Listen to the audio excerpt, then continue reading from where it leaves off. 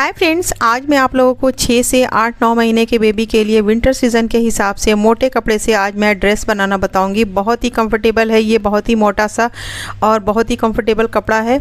बिल्कुल मुलायम सा, सॉफ्ट सा है। ये बेबी को आप बना करके पहना सकती हैं। इस तरीके के कपड़े मार्केट में आपको बहुत ही ईजिली मिल जाएंगे। 150 से 200 रुपये मीटर में आपको मिल जाएंगे आराम से। तो ये मैंने लिया है बेबी के हिसाब से कपड़ा, उसी के हिसाब से मैंने लंबाई चौड़ाई कट की है। लंबाई मैंने इसकी 14 इंच ली है और चौड़ाई भी मैंने 14 इंच ली है, क्योंकि आगे हमें फ़ोल्ड करना है पट्टी के लिए। उसके लिए मैंने 2 इंच कपड़ा एक्स्ट्रा लिया था, तो उस हिसाब से इसको हम इस तरीके से फ़ोल्ड कर लेंगे। जो कि मैंने पट्टी के लिए कपड़ा लिया था उसको मैंने आगे की साइड बाहर निकाल दिया है। तो अब यहाँ से हमने निशान लगा दिया है। ये पट्टी वाला कपड़ा रहेगा, बाकी का कपड़ा जो रहेगा वो हमारे शर्ट की चौड़ाई के हिसाब से है। तो अब इसको इस तरीके से फ़ोल्ड करने के बाद फिर इसकी लंबाई चौड़ाई और सारे निशान हमें लगाने होंगे। तो यहाँ से मैंने सबसे पहले गले का निशान लगाया है 2 इंच पर, और कंधे का निशान मैंने 3 इंच पर लगाया है। जब भी आप कोई मोटे कपड़े से ड्रेस बनाएं बेबी के लिए या खुद के लिए, तो आप हमेशा उसकी एक्स्ट्रा आधा इंच रखें, क्योंकि कंधे की चौड़ाई 2.5 इंच भी चलेगी, लेकिन मैंने 3 इंच लिया है। अब देखिए, आर्मोल की लंबाई जो है वो 4 इंच लेना था, लेकिन मैंने 5 इंच लिया है। इस हिसाब से आपको हर जगह एक्स्ट्रा लेना होगा। चौड़ाई मैंने 5.5 लेनी थी, तो मैंने 6 इंच लिया है। तो इस तरीके से मैंने इस निशान को लगाया हुआ है, और थोड़ा सा मैंने साइड में तिरछा कटिंग किया है ए लाइन शेप में। नीचे से हमें 1.5 इंच पर निशान लगा करके इससे हमें गोलाई का शेप देना है, यहाँ से इस तरीके से। तो देख लीजिए, ये मेरा निशान है। आर्मोल मैंने 5 इंच पर लगाया और चेस्ट की चौड़ाई मैंने 6 इंच ली है, यानी कि सिंगल करने पे 12 इंच रहेगी। कंधा मैंने 3 इंच लिया है, गला मैंने 2 इंच लिया है। अब देखिए, इस तरीके से मैंने गले का निशान लगा दिया है। आगे वाले गले की जो लंबाई मैंने ली है, गहराई वो 3 इंच है, चौड़ाई 2 इंच है, और बैक साइड के गले की चौड़ाई 2 इंच है, गहराई हमारी 1.5 इंच है। अब इसी निशान पर हमें इसकी कटिंग करनी है। अगर आप समर के लिए ड्रेस बना रहे हो तो आपको लंबाई चौड़ाई में थोड़ा सा चेंज करना होगा, वो सारा कुछ कम कम रखना होगा, इसमें ज़्यादा रखना होता है। तो इस तरीके से मैंने इसकी कटाई कर दी है, कटिंग कर दी है। और यहाँ से कंधे को भी थोड़ा सा तिरछा कट करेंगे। इससे क्या होता है कि हमारा शोल्डर जो है वो उठा उठा सा नहीं रहता है, बिल्कुल सही फिट बैठा होता है। तो इसलिए शोल्डर कटिंग करना ज़रूरी होता है। अब ये मैंने दोनों साइड के गले की भी कटिंग कर ली है। तो ये हमारा फ्रंट और बैक दोनों पार्ट कटिंग हो चुका है। और इसकी कटिंग के बाद ये देख सकती हैं, बैक पार्ट है, ये हमारा फ्रंट पार्ट है। इसकी कटिंग के बाद हमें स्लीव की भी कटिंग करनी है। तो इसको पहले हम साइड में रखेंगे। आगे वाला कपड़ा जो मैंने 1 इंच 1.5 इंच एक्स्ट्रा लिया था पट्टी के लिए, इसी वजह से आगे वाला पार्ट जो हमारा चौड़ा दिख रहा है। अब ये मैंने स्लीव के लिए कपड़ा लिया है, तो मैंने पूरा 1 में इस तरीके से लंबाई में कपड़ा लिया है। इसे मैंने इस तरीके से डबल फोल्ड कर दिया है। इसके बाद एक बार और फोल्ड करेंगे, 4 लेयर में करना है। लंबाई मैंने इसकी 6.5 इंच ली है, चौड़ाई मैंने 11 इंच ली है। एक बार और मैंने इसको फोल्ड कर दिया है, दोनों स्लीव हमारी इसी में है।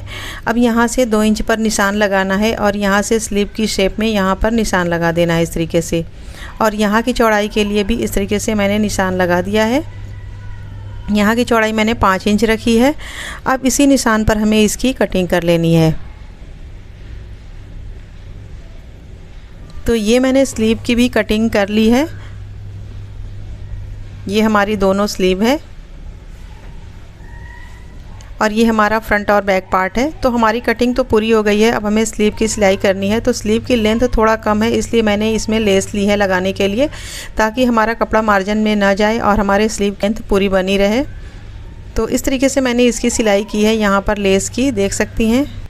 तो ये एक स्लीव हमारी पूरी हो चुकी है। सेम उसी तरीके से हम दूसरी स्लीव के भी सिलाई करेंगे।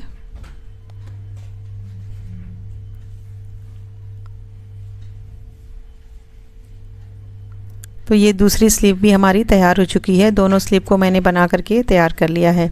अब इसको हम रखेंगे साइड में। अब हमें लेना है फ्रंट पार्ट, और इसकी जो हमने पट्टी के लिए कपड़ा लिया था एक्स्ट्रा, उसे हमें फोल्ड करके यहाँ पर सिलाई लगा लेनी है।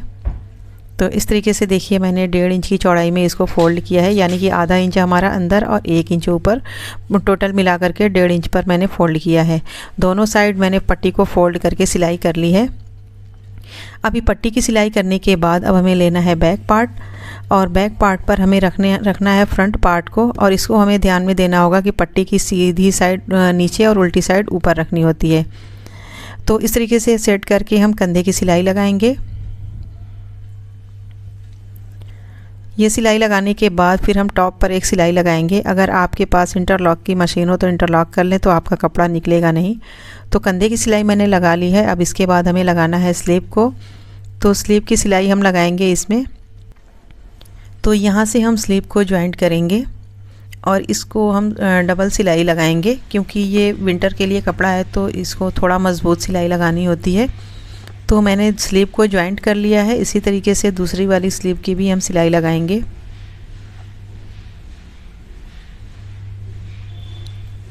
तो दोनों स्लीव हमारी कंप्लीट हो चुकी है। अब उसके बाद हमें गले में पाइपिंग लगानी है। तो ये मैंने उरेब कपड़े की पट्टी ली है और इसको हमें गले में यहाँ से जॉइंट करना है।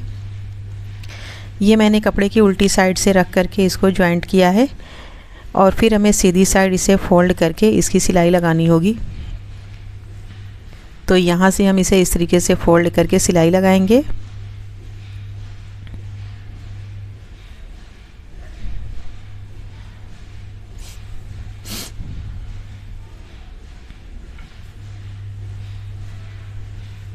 तो ये हमारी पाइपिंग भी लगभग कंप्लीट हो चुकी है। गले की सिलाई के बाद अब हमें सिलाई करना है साइड की। तो पहले हम साइड की सिलाई लगाएंगे। इस तरीके से हम फोल्ड करेंगे और फिर यहाँ पर हम साइड से सिलाई लगा करके इसे हम बंद कर लेंगे। एक साइड की सिलाई मैंने लगा ली है, दूसरी साइड की सिलाई भी इसी तरीके से हमें लगा लेनी है।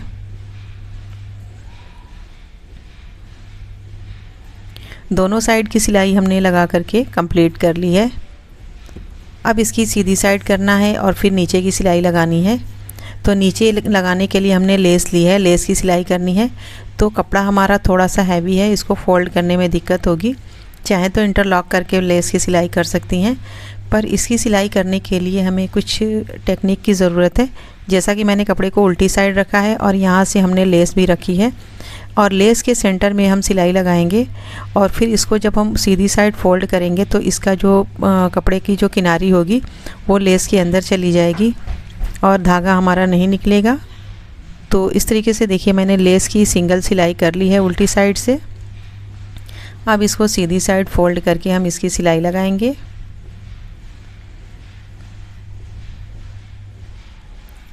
इस तरीके से सिलाई लगाने से आपकी जो किनारी होगी वो नीचे की साइड से भी नज़र नहीं आएगी, ऊपर से भी नहीं नज़र आएगी और कपड़ा भी मोटा नहीं होगा सिलाई की वजह से।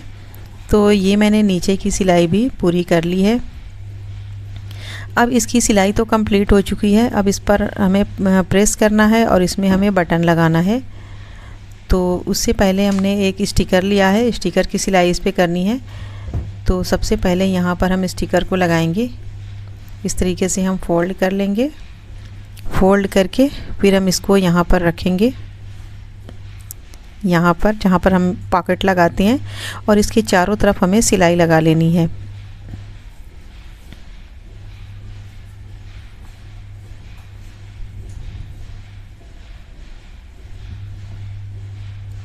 आप चाहें तो कोई फ्लावर वगैरह भी लगा सकती हैं। यहाँ पर मैंने स्टिकर लगाया है, इसके ऊपर एक और स्टिकर लगाना है इस तरीके से। तो इसको सुई धागे से लगाना होगा। तो ये मैंने स्टिकर लगा लिया है। अब प्रेस करना है, बटन लगाना है। उससे पहले हम पैजामी बनाएंगे। तो ये मैंने पैजामी बनाने के लिए 4 लेयर में कपड़ा लिया है। इसकी लंबाई मैंने 18 इंच ली है और चौड़ाई मैंने 7.5 इंच ली है। अब इसमें निशान लगाना है आसन का और नीचे मोहरी का। तो सबसे पहले यहाँ से हम नेफे के लिए 1 इंच पर निशान लगा देंगे। नेफे का निशान मैंने लगभग 1.5 इंच पर लगाया है। अब यहाँ से आसन का निशान लगाएंगे 8 इंच पर और आधा इंच हम सिलाई के लिए लेंगे। ये टोटल मैंने 10 इंच पर निशान लगाया है नेफे को ले करके। और यहाँ से अब मोहरी का निशान लगाएंगे 5 इंच पर। इसमें हमारा मार्जिन भी होगा और फिर इसको हम इस तरीके से एक दूसरे के साथ निशान को मिला लेंगे। और ये निशान लगाने के बाद फिर यहाँ से 1 इंच की चौड़ाई से इस तरीके से हम तिरछा निशान लगाएंगे। आसन का निशान वो है। अब इसी निशान पर हमें इसकी कटिंग करनी है।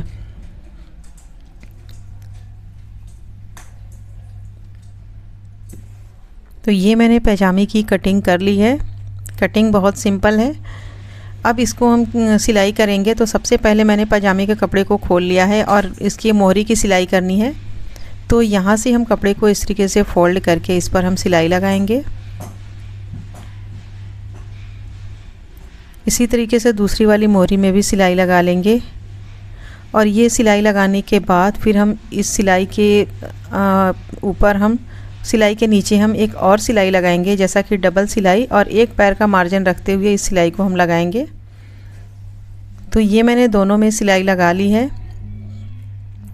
अब हमें दोनों के आसन को ज्वाइंट करना है। तो सीधी साइड अंदर रखेंगे, उल्टी साइड बाहर रखेंगे दोनों पार्ट की, और अब हम आसन की सिलाई लगाएंगे। तो सबसे पहले यहाँ से हमें सिलाई लगाना है, डबल सिलाई लगाएंगे। आप चाहें तो इंटरलॉक भी कर सकती हैं। दूसरी साइड भी हम इसकी सिलाई लगा लेंगे।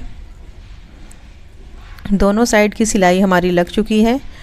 अब ये सिलाई लगाने के बाद फिर हमें यहाँ से कपड़े को इस तरीके से फैला देना है, और फिर यहाँ से नीचे से सिलाई लगा के हमें बंद कर लेना है।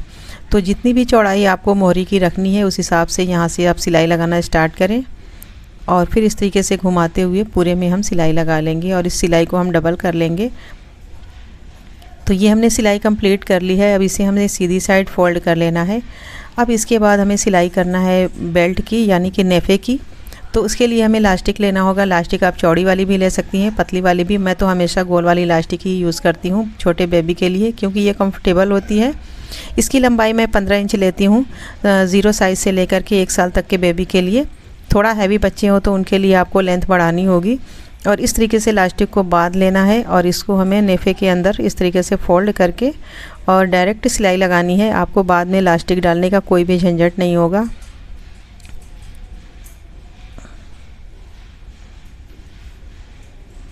तो ये हमने नेफे की सिलाई कर ली है। हमारा पैजामा भी रेडी हो गया है। दोनों हमने बना करके कंप्लीट कर लिया है। देख सकती हैं बहुत ही प्यारा सा ये झपला, यानी कि विंटर सीज़न के हिसाब से ये शर्ट बोले तो ये बहुत ही प्यारा सा बन के तैयार हुआ है। इसके साथ साथ ट्राउज़र भी बहुत ही परफेक्ट बना है। उम्मीद है कि वीडियो आपको बहुत पसंद आएगी। वीडियो पसंद आए तो लाइक शेयर ज़रूर करें, हमारे चैनल को सब्सक्राइब ज़रूर कर लें। अगली वीडियो में फिर मिलेंगे, तब तक के लिए अल्लाह हाफिज़।